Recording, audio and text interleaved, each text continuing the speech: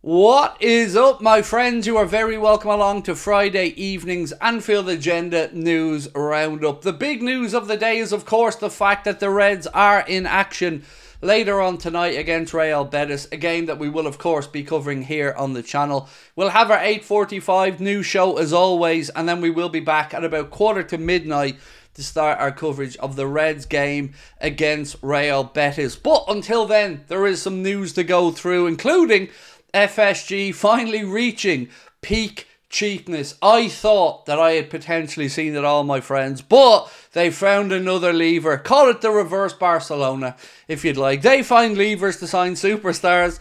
We found the lever to, well, basically make John W. Henry a very happy man. Let's go through this and a lot more over the next few minutes. Of course, you guys are free to let us know your thoughts in the comment section. Drop a like if you enjoyed the video, and don't forget to hit that subscribe button. Little spoiler alert, you're not really going to enjoy this video all that much because it isn't great. But we'll go through it as always, my friends, together and see how we all feel. So let's start off with the Daily Express, who report that Manchester United are reportedly eyeing Benfica's Antonio Silva as a cut-price potential alternative to Jared Branthwaite, according to the Portuguese media and the Daily Express. Now, the problem I have with this is I don't see how this would be a cut-price deal. Antonio Silva has always been quoted at in and around €100 million. So I struggle to see a world where the 70 million that Branthwaite is being priced at by Everton is suddenly a far more expensive option to Antonio Silva. Now, if there's any indication that Antonio Silva is available for less than the 100 million that's always been quoted by Benfica, then we should very, very much be at that table, because Antonio Silva, like I've always said to you guys, will be right at the top of my list. I just never envisioned Liverpool spending the €100 million that I thought it would take, and that it was reported it would take to sign the young Benfica centre-back. He is the real deal, and somebody that I'd be delighted if we were going after. Now, unfortunately, it seems United are the ones that are going to make that move, much like Lenny Yoro, which, well, you know how that worked out. You don't need me to tell you. So let's wait and see what happens with Manchester United and their pursuit of the Benfica centre-back Antonio Silva. A piece here from Give Me Sport has made a bit of a bold claim that Mohamed Salah is reportedly considering moving away from Liverpool this summer. It goes on to say that his contract, of course, runs until the end of the season, same as Virgil van Dijk, same as Trent. But Give Me Sport said that Liverpool want to wait, and Mohamed Salah wants to see how Liverpool go under Arne Slot, but that doesn't really tally with wanting to potentially leave this summer. Of course, as things stand, we could see a bid come in from Saudi for Mo, or we may not. I think at this point we won't, because they know if they just wait one more year, they can probably get him on a signing on bonus only and his wages, and they wouldn't have to pay Liverpool a thing. It worried me, but I want to know how you guys feel about it. I can't see a world where anybody comes in to buy Mo this summer, because any buying club would know that they could just turn his head. January pre-contract, it's all done. He doesn't even need to tell the club about it if it's a club outside the Prem. So I told you guys about a segment that the Echo had, or a piece that the Echo had on their site, where you basically got to vote for players that you'd like to keep or sell at the football club. I reported on it at the start of the summer window, and I thought it would be interesting to have a look back through it and see how it may have changed and fans' opinions have changed. So basically, you go onto the page and you go through each player individually, keep or sell, you vote, and at the end of it, it gives you a readout of what your fellow readers and Liverpool fans have voted for. So at the very top of the list are players that Liverpool absolutely 100% have to and want to keep, according to the fans, is Alexis McAllister. No surprise there. 97.5% of Liverpool fans want to keep Alexis.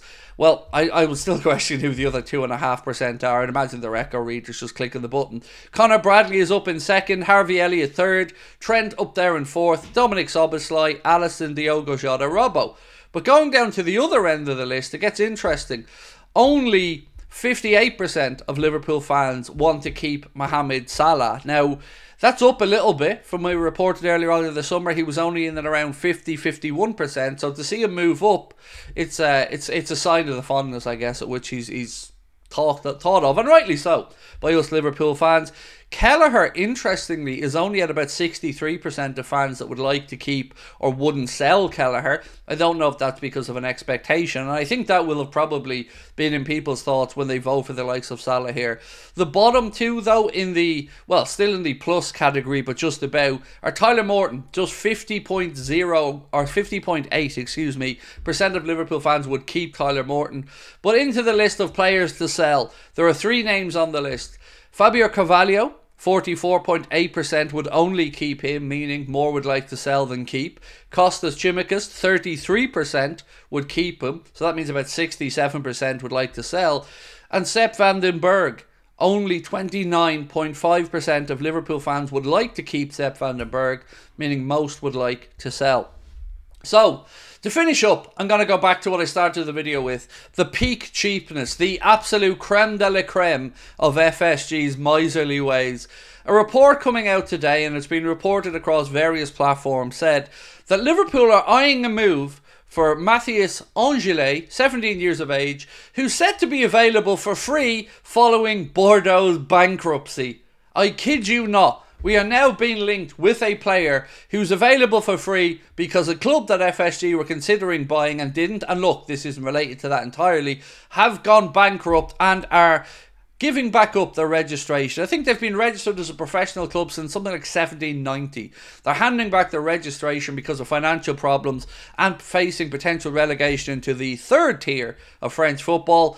And here we are, looking at eyeing up one of their signings, one of their players. Now I ask you, my friends, is this the player that we were ever spoken about before until the cheap option came in? Has he played the 100 to 150 games? Has he passed the checklist of Liverpool signings? I would say not. But he does have that one word, right? He does have the John W. Henry favourite term, free. He loves free. He loves not having to spend money. So, let's wait and see what happens with this youngster, 17 years of age, and Liverpool could get him for free because all of Bordeaux's players are going to have to find new clubs as their contracts are going to be mutually terminated because their club is out of business. So, ladies and gentlemen, that is the biggest of the transfer news that we have for you guys today, and I kid you not, we are days away from July ending and us moving into August, but don't fear. As always, we were being told to keep calm. Nothing to see here. Crescendo, August, opportunistic, all the words. You've heard them all by now. So, nothing to worry about is basically what I'm reporting here. However, I would love to know what you think. So do feel free to let us know in the comment section. Drop a like on the video. And yes, I've been a little bit facetious here. I've been a little bit of a pain in the backside, but this is what we get dealt with today as Liverpool fans.